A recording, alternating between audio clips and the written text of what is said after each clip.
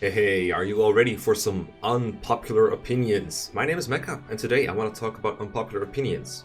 Why? Because they annoy me a lot of the time, and it's also a good excuse for me to just talk about a bunch of different topics from like every Fire Emblem game basically that I never really get to discuss in depth outside of like maybe Let's Plays or podcast kind of like series. So, unpopular opinions. I have two big pet peeves with them. One of them is they're usually an excuse for people to just spout whatever comes to mind without backing it up, and when they back it up, it's always kind of poor, or not always, but a lot of the time, it doesn't really feel like an actual controversial opinion. They're just saying stuff that they think people will like, which is my other pet peeve. They're really not just like this. This person summarizes pretty well in this thread. People saying popular opinions that they think are unpopular. So they'll say like, unpopular opinion, Fate's bad, or unpopular opinion, Edelgard bad, or unpopular opinion, Edelgard good. And those are controversial, but they're not unpopular, because there's a lot of people who will agree with you, and I think they're looking for those people.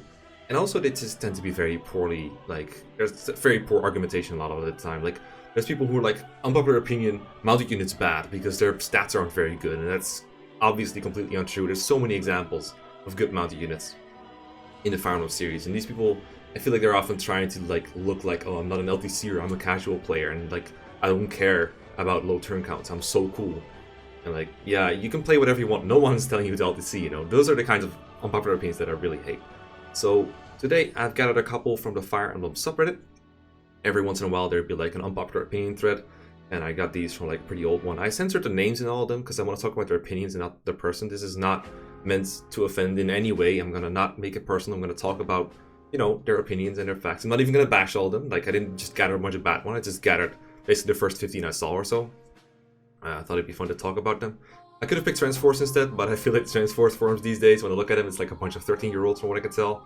I don't want to pick on 13-year-olds, so instead, we're going to do this. We're going to take the Fire Emblem subreddit for one. If you want to see more videos like this, then let me know, obviously, because I like doing what people like watching.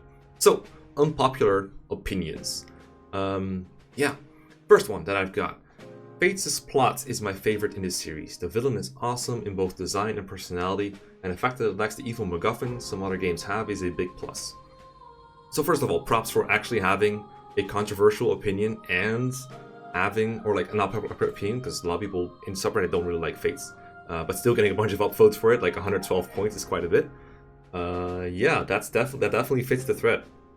I will say in the fanbase at large, Fate's bad is not as, you know, unpopular of an opinion, or as, how do I put this? A lot of people like Fates. A lot of people in the Fire Emblem fanbase like Fates. Like, you wouldn't know it if you only hang around in my subscriber base, my Discord, or the Fire Emblem subreddit, or maybe even like Mangs' community. Because Fate's bad is pretty much what not everyone agrees on, but a lot of people do.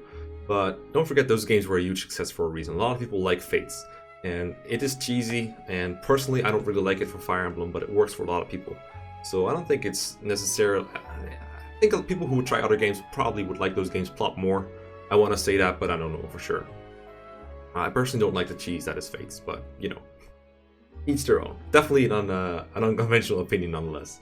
The villain is awesome in both design and personality. I'm assuming when they say the villain, they mean Anankos, because he's the only... I mean, I guess there's like Garen and Iago and Hans are like villains in all of these, but when they say the villain, I think of like the final big one. I don't think the lack of an evil MacGuffin is a huge point in Fates' favor, because, sure, other games have like the Loftier Tome, the Dark Sphere, you can even count Grill's Medallion as one if you want to be particular about it. But Fates has an Anankos' influence, which I feel like basically does the same. It has the same influence on Garen as something like the Dark Sphere has, at least if you're willing to believe Fates that Garen used to be a good guy, which was never properly convened in my opinion, and that's not a very unpopular opinion. So I wouldn't really count that as a huge point in Fates' favor. I don't think Garen is any more interesting as a villain than, you know, Ashnard, the Black Knight. Like, maybe he's more interesting than Manfroy. Sure, I'll give you that one. He's shit. I have no trouble admitting that at all. But yeah, I can see why people like Iago. He's just so blatantly evil and cheesy. Like, sure, he's not super original or deep, but he's just evil and he loves it. Some people like villains like that. I don't mind that part. Next up, we have... Pre-promotes are more fun to use than growth units. Did I really get everything here? Did I really get everything? I think I did. Yeah, I did. Okay. Alright, so pre-promotes are more fun than growth units. They feel and look powerful as opposed to some random 10-year-old girl who magically became a superhuman. This is fairly unpopular, I think. A lot of people who enjoy Fire Emblem like raising growth units. They like the zero to hero thing. They'll like raising someone like Nino or even someone like Lysithea. They enjoy the fact that a small little girl or a small frail boy can become super powerful and crush armies while remaining small. Like, this is a huge part of the appeal to like Emilia as well, or like Wendy even. It's definitely a lot of fun. But this guy's like, you know what? It's more satisfying to me when it's actually realistic, and that's fair. It makes more sense that someone like, I don't know, Marcus is more powerful, or someone like Frederick is more powerful, and that's right. You're not going to grow a whole lot, but I do really appreciate the idea of like, wow, how can you just use these units out of the box, and it's realistic that they're this strong. I like that. Some people really like using old units, like Old Man, like Dusel or Yoder. Some people just really like that. Myrmidons mostly suck. Dodge tanking just isn't that reliable, and they can't do damage unless the enemies are really weak. I think a lot of casual players love Myrmidons and Swordmasters, mostly because they just look flashy, especially people who start with like the GBA games. The Swordmasters in those games have ridiculous animations. That's why we have so many fans of like Guy, even Carlisle, who's absolute garbage, Corel, Rutger from the Binding Blade, Fur from the Binding Blade. Joshua has a huge amount of fans. Marisa, despite her being so on the level that's so weak. Mia has a lot of fans. So a lot of people do like Myrmidons. But on the other hand, I feel like most people who've played a lot of Fire Emblem games over time and actually take the time to analyze it a little bit and get involved in the fan base, talk about it, I think most of them have found Myrmidons fairly weak. And in the end, I think most people who are like serious veterans can probably agree that other than Rutger, none of them are really that amazing. There's a couple that you I went there. Like F10 Mia, for example. I think she's alright, but not nearly as powerful as Rutger, but still significantly better than the others. So there are some that work, but generally people agree. I don't think it's because dodge technique isn't reliable. That is a factor in some games, like in the DS games, where avoid is generally kind of low. The lack of doing damage is definitely a huge part. If a Myrmidon is in a game where a lot of people can double attack, like FE7, FE8, then the whole they can double attack thing is kind of pointless because almost everyone double attacks, so that's a huge problem with them. The other big problem tends to be like the lack of one to range, the lack of the ability to use the hand axes, javelins, just the weaker might of swords kind of sucks. They can usually steal like 2-round KO enemies just fine in almost any game though, so they're definitely not unusable. Not sure if either of these are really unpopular, maybe some among some parts of the fan base, I don't know. Good self-awareness, I agree. Alright, nothing too bad too far, like honestly, I didn't even pick the worst ones. Next one. This one is a lot about Fates, so excuse my lack of expertise here. I have never used Charlotte in Fates solely because I can't stand her character. About as much use as she gets is being Rinka's A+. Now let me read out the other one real quick too, the bottom one. I find Rinka a much better unit than people say. Yeah, she has her flaws, but if done right, she's basically a knight with magic use and no 4-5 movement. So I have never used Rinka. I tried to use her in Revelation for maybe one chapter and decided she's bad. She's very bad. I haven't played Birthright, and I don't believe she's available in Conquest, so I can't really speak for Rinka's power or lack thereof in Birthright.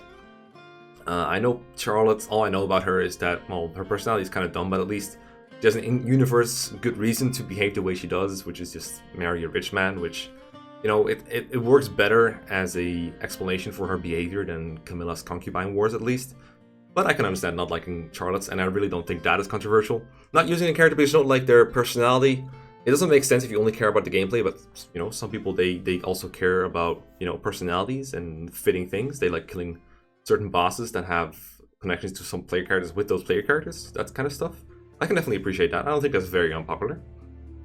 And this is kind of like the same thing, right? You use Charlotte or you don't because you can't stand her character, or you can't. It makes sense to me. I find Shadow Dragon a much better game than people generally say. It's a game I play if I just wanted the gameplay and not be overly stressed about playing. I read that out poorly, but hopefully you can also read. I agree with this one. I think people really hated Shadow Dragon when it came out, or they didn't really hate it, but like people weren't as big of a fan of the word, and like it came right after Tellius, and then before that GBA, which I think were two like really high areas where people mostly agreed that they looked great and they played great. And Shadow Dragon feels kind of bland in comparison. People don't really like the animations. But, you know, every time I go back to the DS emblems, I just really appreciate how smoothly they play. and you know how chill they are. And the map design, even though the maps are over 20 years old, they still hold up pretty well overall gameplay wise. Some of them still have poor pacing, but a lot of them, they accomplish what they need to do. They have plenty of side objectives, and they're fairly interesting. I don't like the ambush spawns. They were in the original too, and they really aren't fun to play against. Those can definitely be a cause of stress. But yeah, Shadow Dragon, I really like it as a game. The artwork like isn't great, graphics aren't great, but they will grow on you. Mangs did like a pretty good piece on Shadow Dragon in his ranking the Fire Emblem videos, and I did like a video on Shadow Dragon a while ago too. So I have discussed Shadow Dragon in depth. I really like it as a game. It's fun. Next meme, we have this one. I opened up the picture. I think a number of Awakenings maps actually have solid designs for gameplay. It was a good life. With these kind of opinions, I don't really know how I'm gonna you can't debunk or agree with this opinion because this person gave 0 examples of what he thinks is good gameplay, or she, I have no idea. Mangs is playing Awakening Iron Man right now, and already I can see why people dislike the map design so much in that game. It's either very plain or it's very bad. It doesn't really get any better. I feel like Awakening was made with casual mode in mind and with first timers in mind. And I don't mean to offend people who started with Awakening with that in any way. Like, it's fine for a game to be designed like that, but that does mean that people who are already veterans of the series might dislike it a little bit. And that's the design choice that was made, and this is the consequence in my opinion. Like, a lot of maps have ambush spawns, which on themselves don't have to be super bad. There's actually a bad opinion, an unpopular opinion about ambush spawns a little later on. But Awakening ambush spawns, I feel like, are particularly mean because often you can't really prevent them. There's almost no information given on when they will come, which is something, for example, FE6 does a lot better. It is a very mean game in that regard. I feel like it was made with casual mode in mind a lot of the time. I can't think of any Awakening map really that I really like the design of, and I haven't played the game much, so I'm probably missing 1 or 2. Like a number of Awakenings maps, that could be any number, you know, but I'm thinking like maybe 5 or 10 out of them. Like, how many maps does Awakening have? Like 30 to 40 if you count paralogs and stuff like that. I don't know, I can't really agree that Awakening overall has solid designs for gameplay. Not really, I'm afraid. So it's controversial, it's an unpopular opinion. I keep saying that as if they're the same, but they're really not. But the point is, this one is poorly backed up. Next one is 2 things. Alright, 2 things, my favorites. First thing, Ike was never a common mercenary. He was never a nobody. He was always the son of Grail, which in that universe meant a hell of a lot. Well, yeah, that gave him a reputation with, for example, Knigas, for sure, that's true. He's never just a complete nobody. But I think the point with Ike is more that it's more than just not which family you came from, but he's not of noble blood, which I think was the main point the character tries to make. And also just that an unbiased look at Tellius shows how racist and fuck up it really is. Really, I don't think anyone is arguing that like Ike is nothing special at all. I do agree that it would have worked maybe slightly better if he wasn't so revered. Revered? I somehow always find a word that is very appropriate for the situation that I can't pronounce properly. But people always liked Ike because of his dad, which it does weaken the point a little bit. I agree with that. But overall, I still think Ike is a really good character. Second, the existence of variable growth rates holds back creative map design. Absolutely, I agree with this one. The maps in Fire Emblem need to be able to accommodate players having a vast array of possible armies. Developers can't count on the players having certain tools to deal with many situations, which forces them to make most of the mid-game full of shitty enemies that are way too weak. Or, let me just interrupt for a little bit, or they're very strong and you just hope the player can handle them. This is kind of what FE6 does in a way. This is kind of what FE6 isn't too bad at it, but it's what I feel like Awakening does. Three Houses does it a lot. Just like here, strong enemies. Good luck. The best way to understand what I'm going at here is to compare how Codenames Team approaches map design versus what Fire Emblem games do. Absolutely, I haven't played Codenames Team, but I get what this person means, definitely. I don't think this is too unpopular, unless you want to argue that they're saying growth is bad, because, you know, a lot of people just like Fire Emblem with growth rates, and it's a huge part of the enjoyment for them, seeing good and bad level ups, and getting lucky with a character, or getting unlucky with a character, and working their way around it.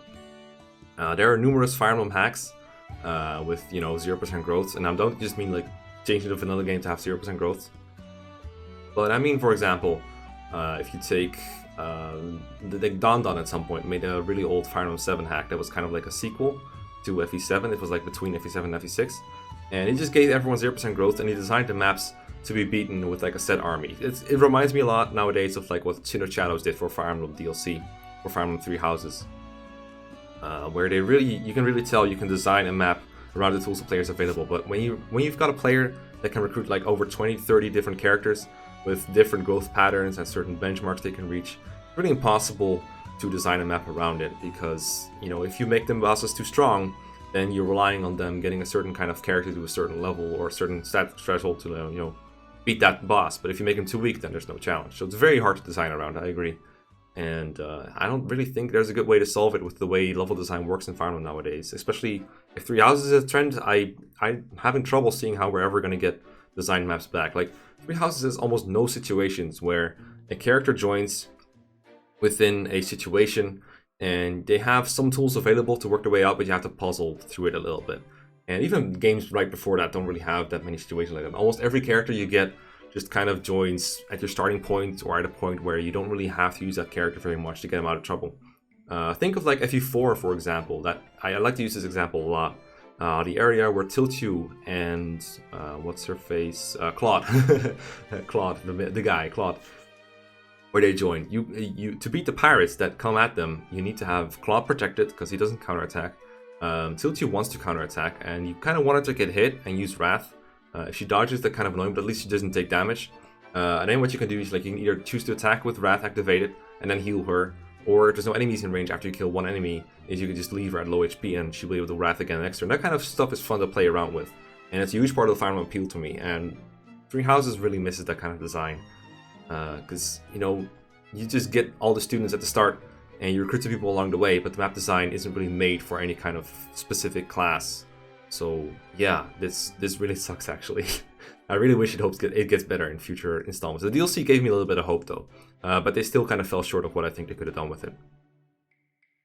Next, this one I love, of course. FE7's plot is terrible and reads like bad FE6 fanfiction. The characters are okay though. Absolutely, I agree completely. I personally don't have a huge attachment to the cast, with the exception of like Oswin and Hector and Uther. Like that kind of triangle was pretty good to me, but everything else doesn't really like jive with me for any more than other characters in like the series. Like even though FE7 was my first game, so that's a bad sign for me. But that's personal. That's personal. That's fine. But obviously you'll see no complaints from me about anyone saying, "Hey, FE7's plot is terrible."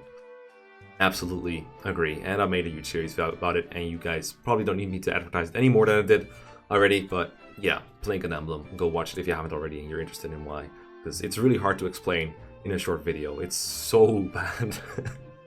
I will say I've been convinced by resident Fire Emblem 7 defender Sanyo, Mag's designer. He has a lot higher opinion of FE7 than I do, and we frequently jokingly argue about it a little bit. It does have some good thematics going on, but we agree that the coherence of the plot is very bad at least, so that's good.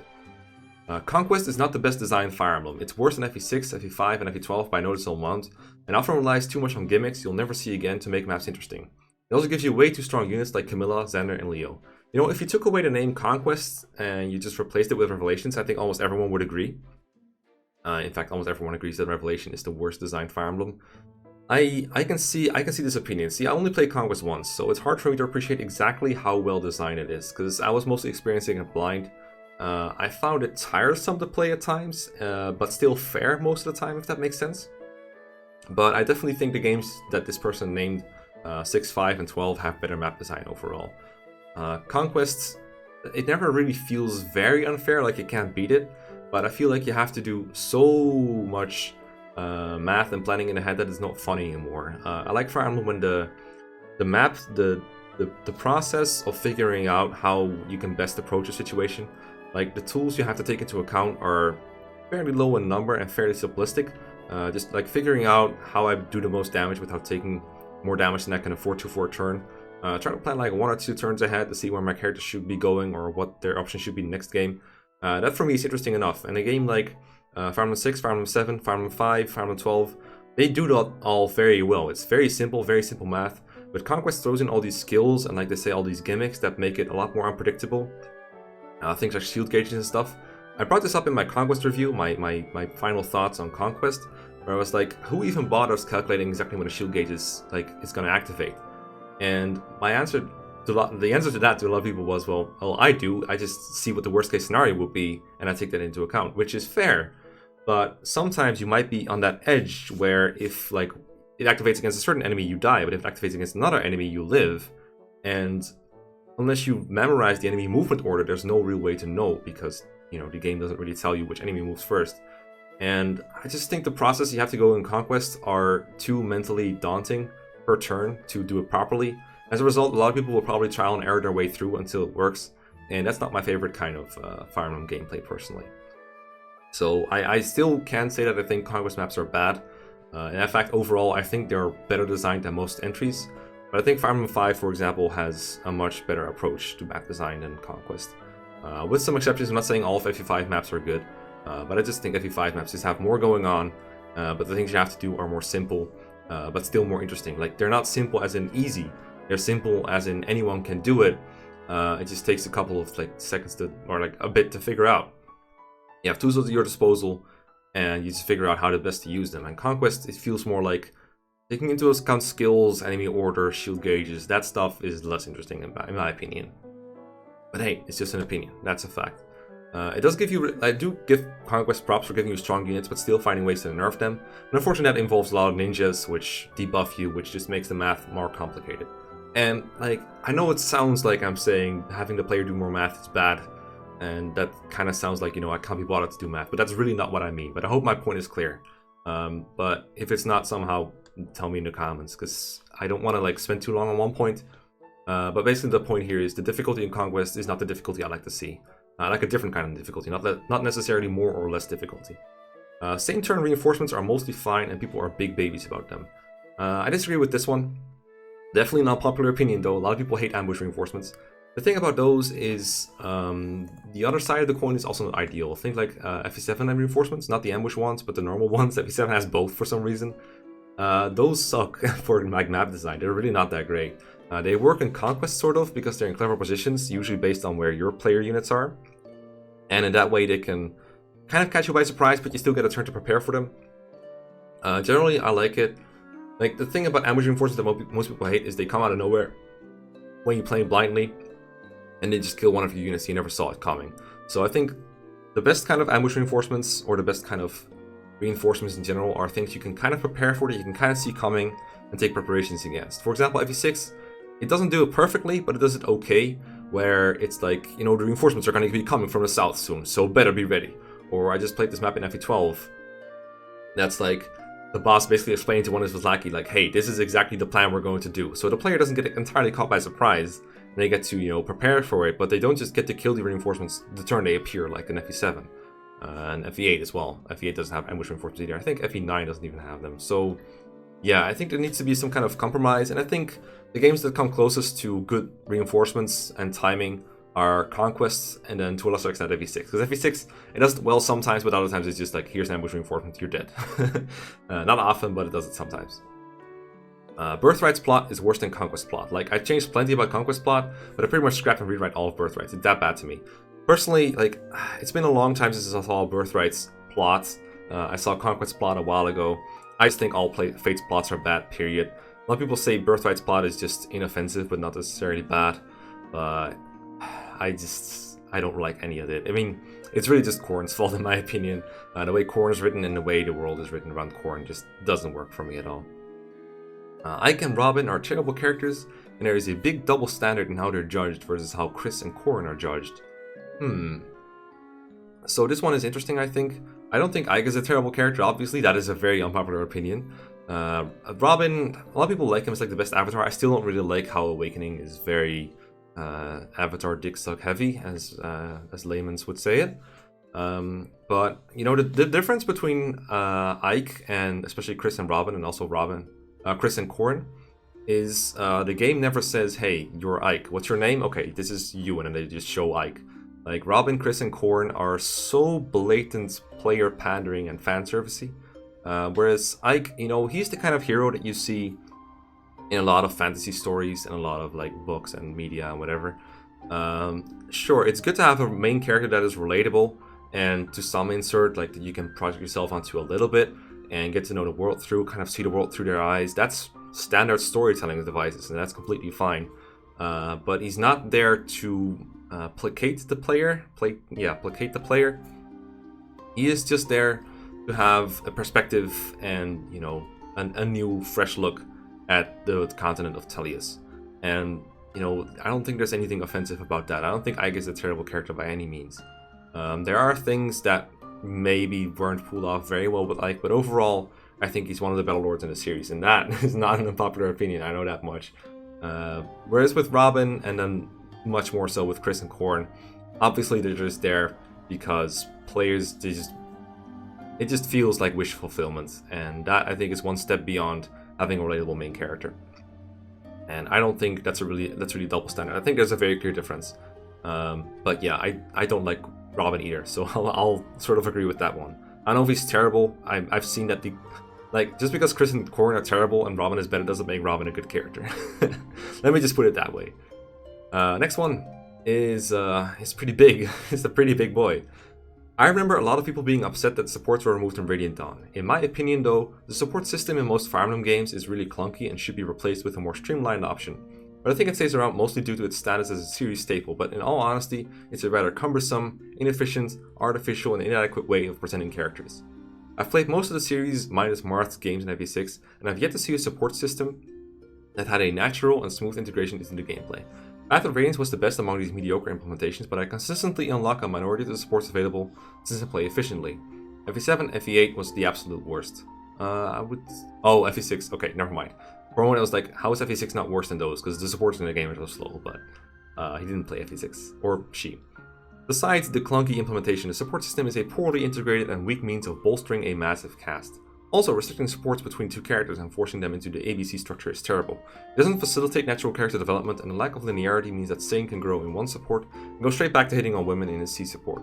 It's exactly this way a game designer might develop characters, but not how a writer would. FE13 and 14 get criticized for having shallow supports, but I think the sheer amount of the supports simply exposes the inherent flaws of the system, rather than the supports being somehow worse than previous supports. My favorite Fire Emblem games, Genealogy and Radiant Dawn, do not feature support systems, yet my favorite stories and characters come from those two games.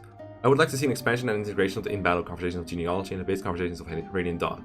Finally, a part downcast Genealogy around Genealogy's size would be the best. I think I've seen opinions like these around plenty. I think at this point, the support system that Fire Emblem 6 started, off the top of my head, it's really showing its datedness. Three Houses did innovate quite a bit on this. It has some people cap out at B or B+.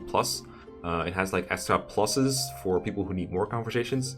It has paired endings that are platonic or even same-sex pairings, which is a huge improvement over Fates and Awakenings.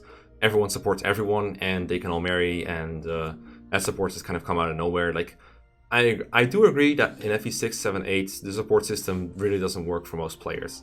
If you're playing very slowly, at least I think one thing they're kind of overlooking is that in FE6, 7, 8, they have limits.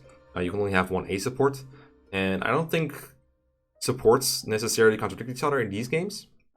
It's not like an Awakening where almost every support has the same pattern of a character with a certain quirk or character flaw or whatever, overcoming it. Like, I don't know, off the top of my head, like Awakening Lonku fears women in his C support, then he gets over it in like his A support, and he marries the girl in his S support.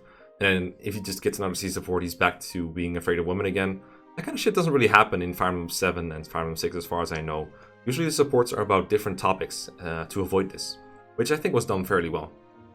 I do agree that building supports in those games is horrendous to say the least. You can do it if you want to, and if you don't want to, it pretty much never happens. So in that way it works, but just standing next to each other and just pressing enter is very, very boring. And like game balance wise, it's also poorly implemented most of the time. But that said, the Radiant Dawn supports don't feel like supports. They're just like one or two lines. They're more realistic because they're in the middle of the battle. But it does suck that most of the people don't really get to talk very much. They still somehow find ways to make the characters charming through like base conversations. I definitely think base conversations are great. This is one of the reasons I like FE12 a lot, because it has base conversations. They just added them back for, you know, good purposes, but most people haven't seen them since who even plays FE12 anymore? It's Japanese only, needs a translation patch. And then who even like reads everything? There's not a whole heap of people who do that. And then Chris is in it, which makes me want to not read it. So yeah, we're definitely a long ways away from a good support system. I personally think Path of Radiance, with the way it works, where you just deploy to people and they build up support points that way, and that's all you have to do.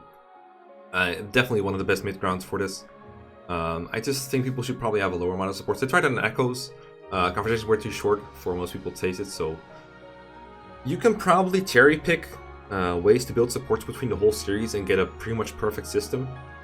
But obviously everyone has like different tastes with regards to these, so I'm not sure exactly what the best way to go about it exactly would be. But I would think some kind of combination of like Path of Radiance, Echoes, and maybe even a little bit of Radiant Dawn. Three Houses support system was okay. Like the system was okay, but they still have way too many supports. And characters like Bernadetta really suffer from it, where they just start screaming every single C support, and she goes through the same loop every single time. That is kind of annoying, but I do think there is a slow progression of improvement over these.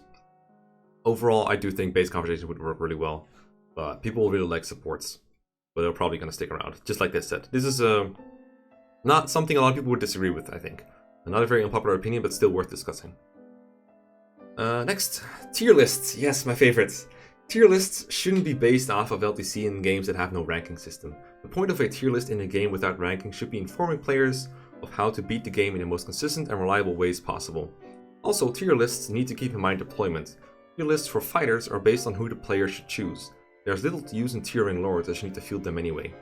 FE12 is one of my least favorite games in the series for reasons totally unrelated to you-know-who. The awful balance, failure to fix some of FE3's worst maps, and difficulty where 8% of the late game map strategy is based on knowing invisible reinforcement spawns really hurts it. Leo is not a good unit. Alright, let's start with the bottom one. I have no idea. Leo, to me, comes across as like a serviceable unit, but not one of the better royals. Definitely no Camilla or Xander there, or Ryoma. But, you know, still perpetual 1-2 range. Pretty hard hitting. I don't think he's very fast though, so if he doesn't double, that kind of sucks. But that's really all I know. I think he's kind of bulky, but not really. Yeah, I don't know what people tier Leo at anyway. As for the tier lists, I think this person really misunderstands what tier lists are really for. They are not meant as a way, like, I don't know, in a lot of games, especially games that are not single player, tier lists are meant to show like the balance in the game, so people know who's good and who's not in tournament play. But in Fire Emblem, where it's single player, tier lists are not meant as to be a character guide. They can be that way, and sometimes I make tier lists that way. But generally, the way tier lists have been historically on like forum discussions is as a vehicle for discussion. So it's not really about showing new players who to use, because a list by itself doesn't provide anything for a new player to use. Because availability has to be taken into account, and availability is, in my opinion, very important when it comes to how good a character is. Like a character that helps me for almost all the entire game is better than one that's around for only the final chapter. As a result, someone like Athos, who apparently is a Goto, doesn't end up at the top because he's only in the final chapter, so his availability rating is very low. But it doesn't mean you shouldn't use him. You should always use him when he's available. And you can really see this flaw in Radiant Dawn tier lists, for example, where for a lot of the game, almost all of your characters are forced onto the field. You don't really have much of a choice in who to field until part 3, basically. And in such a game, for example, you could give Soth a single rating on a tier list. It will be about like S tier or A tier, pretty high up, but not as high as someone who's good for pretty much all their availability, because Soth does fall off. But because a tier list inherently has a singular rating for a character, he ends up high, but you don't really know what that means. What does Soth? If you want a recommendation for a new player with Soth, it shouldn't be he's good. It should be more like use him in part 1, use him in part 3 when it's convenient. But if he's not very good, like in some maps of part 3 and pretty much all of part 4 and endgame, you just shouldn't field him at all because he's terrible. You can just use him to find items in the desert, and that's about it. So, like, Radiant Dawn characters that way are a very good way of showing, hey, a character can be good at some points in the game and bad at others. And a tier list shows sort of an average of that, like an average of all their chapters of performance, kind of weighted by how important the characters are. And this kind of nuance cannot be captured in a tier list. It's just not made. It's not made for it, and it's not a good medium for it. So instead, it's better to just say, okay, new players just look at a character guide, look at like a recommendation video. I'm sure this is the reason that Mangs makes compilations of character ratings, and people watch those videos a lot because they want to know how good the character is. Those videos are nice, even though they have a star rating for the characters. There's always a story behind it that you gotta know, and we make it very clear in Radiant Dawn, especially that like just because we give Soth 4 or 5 stars doesn't mean he should always be used. Like if it's about recommendation, then I would give Aethos 5 stars because he's perfect, but he's also never around other than the final chapter. So it doesn't help you very much. And I rate characters based on how much they help you throughout the game. Also, the Lord thing, there's little use in tiering Lords as you need to field them anyway. Now that is a legit pitfall. First of all, not all Lords have to be fielded. Specifically, Lyn and Eliwood don't always have to be fielded, and just because they have to be fielded sometimes doesn't make them worth training. I have entire videos dedicated to this. Off the top of my head, it's like Pitfalls 1 or 2, where Eliwood and Lyn are discussed. Yeah, and like also, just because the guy is like always fielded, like Roy, you don't have to train him always. It can be nice, especially in Iron Man runs when you don't want him to die. But for new players, I would generally recommend you would train your Lord always, because it's probably the easiest way to go about things, and they have no idea how to protect their level 1 Lord. It makes sense to always train your Lord as a new player, but for example, in FE8, I never really level up Erica very much. Even if I'm going Erica route, I just keep her out of combat most of the time. It's a far easier way to do it. And when she auto promotes, you can use her to like use the Sieglinde, or however you pronounce it, to kill some random eggs, random monsters, and that works pretty well even with like level 5 Erica stats. I don't think I would recommend anyone who's played FE8 before use Erica again. You could, she's not terrible, but I think it's easier to not use her. I think there's enough better characters to where there's no point in really using her. As for FE12, because of the map design, failure to fix some of FE3's worst maps. Yeah, some maps in FE3 are kind of bad, but you know, FE12 is made for veteran players who've like seen it before, I feel like, and in that regard it works really well. It doesn't work very well for blind players. I've said this many times, so it's not a very unpopular opinion. Well, that doesn't really make sense. I guess things do sometimes become more popular opinions if I don't say them, or if I say the opposite.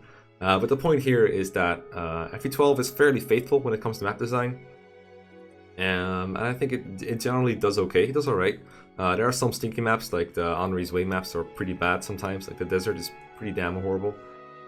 But the thing about FE12 is it has those save points in the middle of the map. So I think ambush spawns are a lot more excusable. And so you can usually use save points to your advantage to find out where the zones are. Now that doesn't necessarily mean it's interesting, but it makes it a lot more forgivable, I feel like. And FE12 is kind of the game where the first attempt you do on a map, you're generally not really meant to beat it. You're just trying to find information about the map. It's kind of like playing a blind Mario Maker level. You're just kind of stumbling your way through, losing a couple lives, but at some point you're going to figure out, hey, this is the strategy, I'm going to go through with it. So it's less of a continuous experience where everyone should be able to beat the map in one go, and like where all the information is given to you, and rather you're meant to find the information yourself. I'm not saying necessarily that this is good or a bad thing.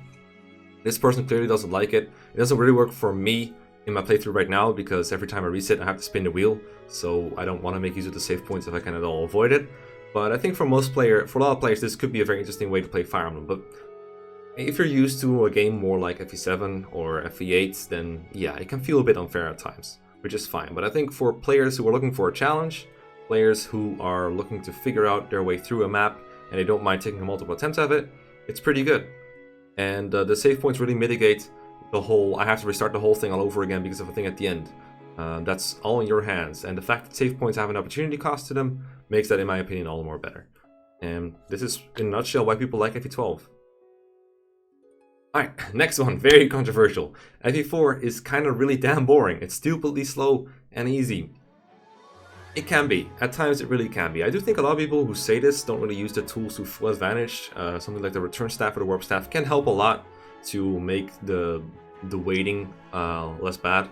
Also, FE4 nowadays is mostly played on emulators. I think almost no one plays it on an actual cartridge, and that means you have access to speed up button, which in, for example, SNES 9X, which is the emulator I use and Mag uses, you can press tab, speed it up by like 600% or whatever, depending on your computer, and it goes by a lot faster. You can do it really quickly if you want to. It does have pacing issues, I'm not going to deny it. I just think a lot of people say this and then, like this person, don't really back it up. It is easy, but it can be hard if you want it to be. You can just challenge yourself. But sure, at base design, if you just use whatever you're given, then yeah, it is a pretty damn easy game. That doesn't mean it's bad. Some people like easy game, like Sacred Stones, one of the most popular games. Awakening, I feel like most Awakening fans, again, nothing against you guys, but I think a lot of people play Awakening not on Lunatic, and they like it. It's not that hard. It's mostly just they just want a fun Fire Emblem game to play. So just because it's easy doesn't mean it's bad. I guess it could make it more boring, but if you're looking for a challenge, then yeah, FE4 is not really the game for you. Sure. It's more about how the characters and the way they're designed in the game carry the narrative, as it were. The Holy Blood being overpowered is part of the point. It's on purpose. So you can dislike that all you want, but that's the point of the game. But yeah, for slowness, it does have pacing issues sometimes, but I played FE4 like 5 to 10 times probably, and I don't do it like quickly in a row, but I don't think it's that slow. It is one thing that does help with FE4's pacing if you don't do it is don't use all your goddamn characters. Like if you're not really training, say Arden or Azel or I don't know, Holin, some kind of foot unit, then or like the Cavaliers like Alec and Noaj, a lot of people don't use those. Just leave them at the castle, don't bother moving them, and that takes away a lot of the time it takes, because part of it is not just it takes many turns to cross the map, but doing it with like a lot of units. One of the fastest FE4 runs I've done are solo runs. You just move one character every turn. Those are a lot of fun to do in FE4, trust me. And it makes turns very quick, so try that if you're bored of FE4. You might change your opinion. Alright, this one.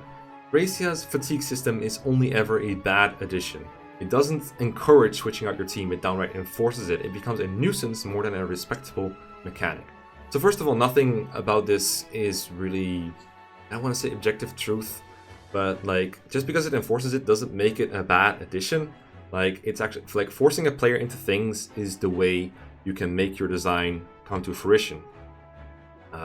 Like if you encourage it but you don't force it, and the player can just cheese their way through the mechanic, which, you know, they actually can if they know the game very well. A lot of the gameplay fun from Fire Emblem comes from limitations, and this is a point that I want to stress because Mags brought it up when he's talking about Thracia's fatigue, for example. He thinks Thracia fatigue is terrible. I think it's good. I don't think it's perfect, but I think it works a lot better than a lot of other mechanics that try to do this. Like, for example, the XP ranking in FE7 kind of encourages you to switch out your team, but people just don't play ranked runs and they still use like a core team of 12 people and they just go right through it. So that game encourages switching out your team, but doesn't force it, so nobody changes their mind. When you force it, people are forced to like think a little bit more. Now this, whether you like this or not, depends on what you want out of a game. I think it's a good thing to force players to challenge themselves a little bit, try something different than using the same 12 characters chapter after chapter.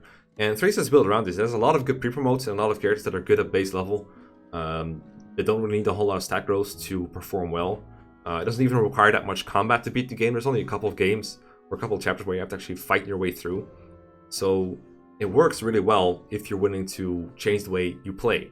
But if you're looking to play Fire Emblem the same way almost every time you play, then yeah, Thracia is gonna annoy you because it doesn't. It's gonna make you break a couple of bad habits, or at least habits that I think are good to get rid of if you're looking to be a better Fire Emblem player. But not everyone's looking for that, and I respect that. But I don't think Thracia even encourages you to switch your team out that much anyway, since once you kind of know how the game is made, you don't even need that much XP on your guys, you don't even need to have that much combat units. The only map where you really need a high standard of combat units is like the final chapter, basically. Everything before that, you can kind of cheese with warp staffs if you want to skip it. You can buy S-Drinks to get rid of fatigue too, if you just capture enough things and sell them. Buy S-Drinks in like chapter 14 or even chapter 9 on the top of my head. The chapter where you get the Paragon Sword, you get Selfina. So you can work around fatigue pretty well. And I really don't, like people who don't like fatigue, I find that they generally also don't play around it as much as they can. And when a game gives you the option to play around it and you don't do it, I think that's on you rather than on the game. FE9 story is overrated. If you don't play FE10, there are so many underdeveloped arcs and characters with unresolved plots. Sephiroth comes to mind, given how irrelevant he is in FE9. I shouldn't be required to play an entire game just so I can appreciate the previous story. Well, FE10 is a sequel. Things go unresolved when there's sequels planned.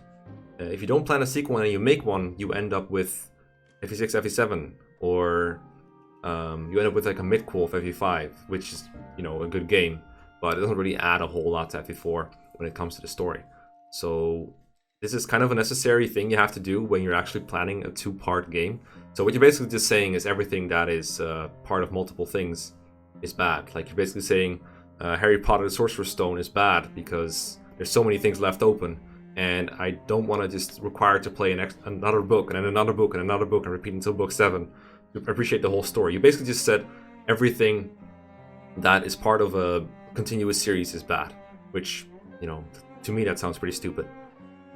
Yeah, I mean, I guess I know video games are different than books, but I think video games should sometimes be open to sequels, and especially planned sequels, not poorly planned prequels like FE7. Like, that's what you get if you don't plan prequels, so you have to do it this way. So yeah, I think this is dumb. Sorry, I think this is a dumb opinion. Alright, next. The children characters in FE13 have gimmicks that are actually legitimate coping systems, except for something like Inigo's flirting, but only is that explained elsewhere with this whole when times are hardest is when leaders lead to smile the most is still legit. I don't really know a whole lot about Awakening Kids, so I'm just gonna have to skip this one. I do think it's weird that they coincidentally all end up with ways to cope with their trauma that correspond with certain Japanese tropes. Like, they got the whole palette of Japanese tropes in here. That is the part that makes me think, like, nah, I'm not buying it, but that is me in Awakening, you know? I don't know a whole lot about Awakening, so I'm not gonna, like, say more stupid shit on Awakening here, because I can't really back myself up here, so I'm gonna take a page out of my own book and not talk a whole lot about this. Radiant Dawn is hugely overrated. Probably my least favorite game to play thus far, and I've played all of them except for Gaiden. I reckon a lot of that has to do with how slow it is, but I never had as much of an issue with Path of Radiance, so I don't know. I personally like, after playing Path of Radiance and then Radiant Dawn, I appreciated how much faster Radiant Dawn was because, you know, you can skip the animation, so that's probably me. I don't know, I like Radiant Dawn, I like the huge ass skill of it. It does have serious flaws and some seriously bad maps, but I find them very diverse. I like the switching army thing for one. I'm glad they tried it out. Clearly they didn't stick with it, but I thought it was very nice. I love Radiant Dawn a lot. It's not my favorite Fire Emblem game, obviously, but it is probably top 5 or something. Maybe top 7, probably. I don't know, I'd have to list them sometimes. I'm definitely going to do a video like that sometime, no more. But yeah, I don't know, this is, it's an opinion. There's several people like this. There's a lot of people like this who are like, don't like Radiant Dawn. But it's a game that has its fans, you know? And it also has its haters. Like, that's pretty normal. Like, he talks about how slow it is. That's like the only thing he or she brings up. It is a little slow, but you can just turn off the animations. And, like, there's a couple maps that take too long. Like, 2-3, the map where you have Joffrey and Kieran and the Crimean Royal Knights for the first time. That one's pretty goddamn slow, but it's also like a sort of interesting map. It just needed a way to speed up the phases. Like, I think if that game had skip enemy phase and skip NPC phase, it would be so much better. That would help it a lot. That would make it like perfect. So if they ever do a remake of those games, which I still don't think is too likely, but you know, rumors be rumors, yeah, it could happen. It could actually be really good that way. Birthright, well, definitely the easiest of the Fate games, does have some hard stuff in it. No, it don't suck, probably. Haven't played it. It probably does. Like, Sacred Stones has difficult parts. Path of Radiance has difficult parts. It has difficulty too. At some points, but I mean, that doesn't make the whole thing less hard. Like, I don't know, like sometimes I feel like people argue about opinions that are never really stated. Like, is anyone saying that Birthright doesn't have any hard maps? Because it probably does have some. Alright, 13.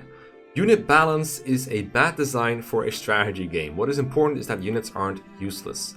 I'm gonna go one step further. I don't even care if some units are useless. Like, I used Wendy in my Physics Iron Man because she had basically nothing going for her. I was like, you know what, let's see if we can pull it off. And she somehow worked in the end. I'm not going to say she was good or anything, but, you know, I just got it done, just to show that it could be done.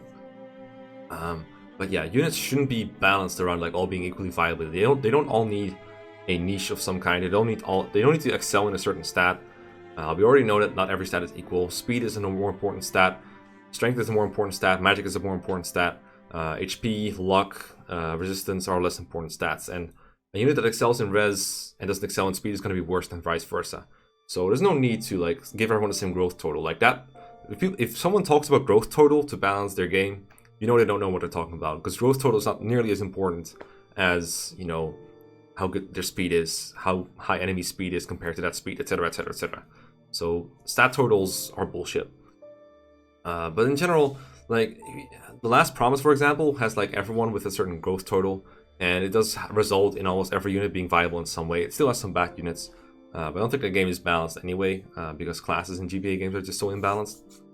The point I'm trying to make here, or that I'm poorly managing to make here, is that, you know, units don't need to be balanced, and I think it's actually good for a game if a game has a couple of units that are just so bad, because it gives players the option to challenge themselves by using the shitty units. They can use it as a bit of a self-expression.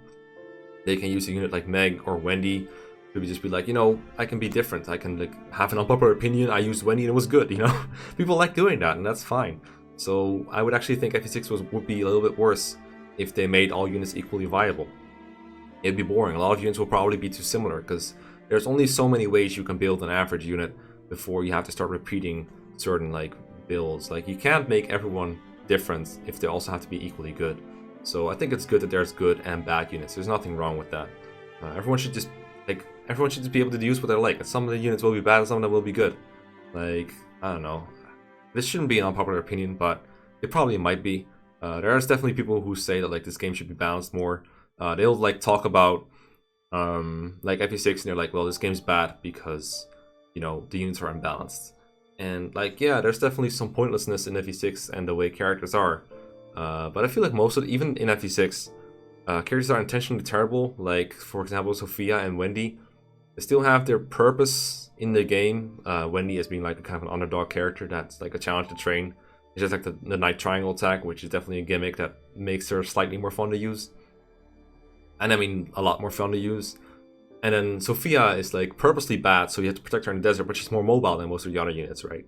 And she has to get to the Oasis and get the Guiding Ring. That's the challenge with using Sophia. That's why she's so weak. And also just to show that she's just a fragile person. So it has purposes for characterization too. If anyone thinks all units should be balanced in a Fire Emblem game, I would love to know it. Because I don't think it's a very unpopular opinion.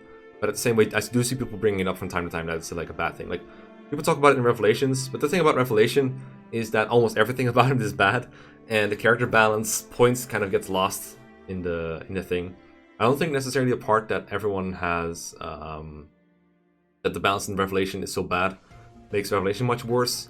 It just makes me...